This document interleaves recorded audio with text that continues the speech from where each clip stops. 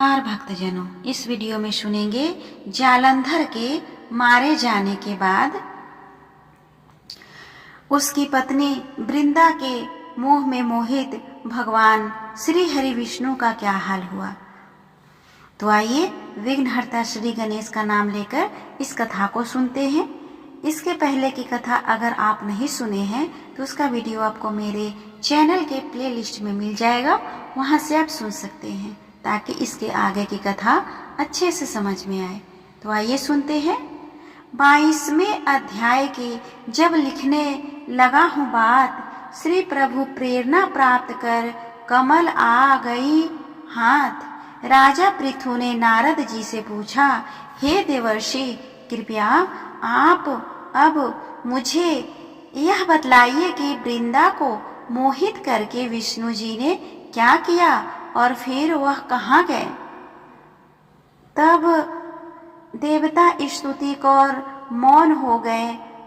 तब शंकर जी ने सब देवताओं से कहा, हे ब्रह्मादिक देवताओं, जालंधर तो मेरा ही अंश था, उसे मैंने तुम्हारे लिए नहीं मारा है, यह मेरी सांसारिक लीला थी। फिर भी आप लोग सत्य कहिए कि इससे आप सुखी हुए या नहीं। तब ब्रह्मादिक देवताओं के नेत्र हर्ष से लिख गए और उन्होंने शिव जी को प्रणाम कर विष्णु जी का यह सब वृतांत कह सुनाया, जो उन्होंने बड़े प्रयत्न से वृंदा को मोहित किया था तथा वह अग्नि में प्रवेश कर परम गति को प्राप्त हुई थी। देवताओं ने यह भी कहा कि तभी से वृंदा की सुंदरता पर मोहित हुए विष्णु उनकी चिंता की राह लपेट इधर उधर घूमते हैं। अतएव आप उन्हें समझाइए, क्योंकि यह सारा चराचर आपके अधीन है। देवताओं से यह सारा वृतांत सुन शंकर जी ने उन्हें अपनी माया समझाई और कहा कि उसी से मोहित हुए विष्णु भी काम के वश में हो गए, परंतु महादेवी उमा त्रिदेवी की जननी सबसे परे वह मूल प्रकृति परम मनोहर और वही गिरिजा भी कहलाती है। अतएव विष्णु का मोह दूर करने के लिए आप सब उनकी शरण में जाइए। शंकर जी की आज्ञा से सब देवता मूल प्रकृति को उत्पन्न करने चले। उनके स्थान पर पहुंचकर उनकी बड़ी स्तुति की। तब यह आकाशवाणी हुई कि हे देवताओं, मैं ही 3 प्रकार से तीनों गुणों से पृथक होकर स्थित सत्य गुण से गौरा, रजोगुण से लक्ष्मी और तमोगुण से ज्योति रूप हूँ। अतएव आप लोग मेरी रक्षा के लिए उन देवियों के पास जाओ जो तुम्हारे मनोरथ को पूर्ण कर देगी।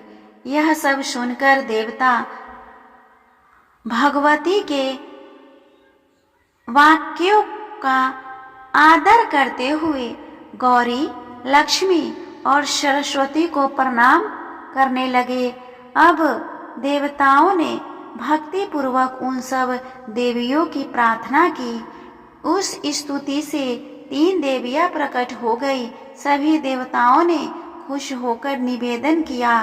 तब उन देवियों ने कुछ बीज देकर कहा, इसे ले जाकर बो दो तो तुम्हारे सब कार्य सिद्ध हो जाएंगे।